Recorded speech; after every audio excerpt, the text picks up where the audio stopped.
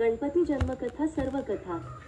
पार्वतीने गणपतीची निर्मिती पार्वती माता स्नानाला जात असताना तिला रक्षण करणारा कोणी सेवक हवा होता।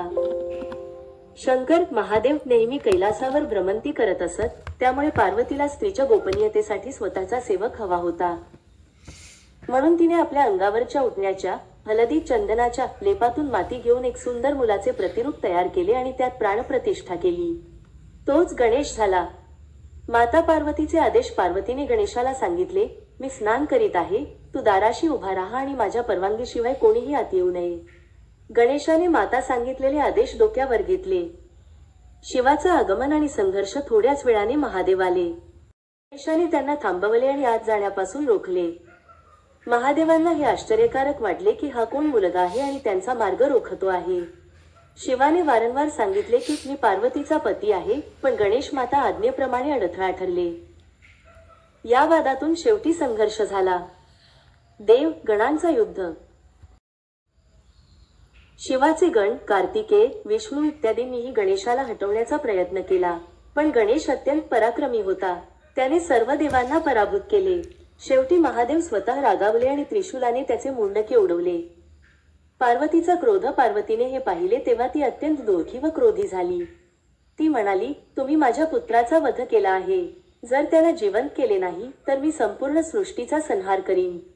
पार्वतीचा कोप संपूर्ण ब्रह्मांडाला हलवून टाकणारा ठरला। गणेशाचे पुनर्जीवन शिव, विष्णू आणि ब्रह्मा यांच्यासह सर्व देव घाबरले आणि उपाय शोधू लागले। ब्रह्मदेव म्हणाले, उत्तर दिशेला जो प्राणी प्रथम सापडेल त्याचे शिर आणा आणि गणेशाच्या धडावर जोडा।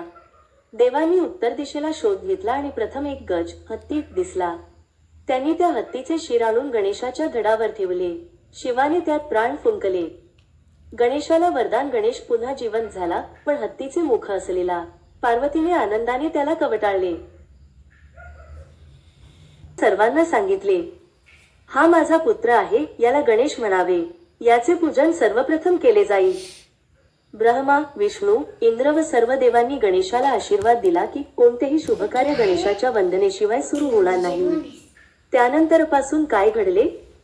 36:59 तेव्हापासून गणेशाला विघ्नहर्ता, अडथळे दूर करणारा आणि सिद्धी विनायक म्हणून ओळखले जाते। प्रत्येक शुभकार्याच्या प्रारंभी सर्वप्रथम गणपतीची पूजा केली जाते। गणेश हा बुद्धी, विवेक, ज्ञान व संपत्ती यांचा अधिपती मानला जातो।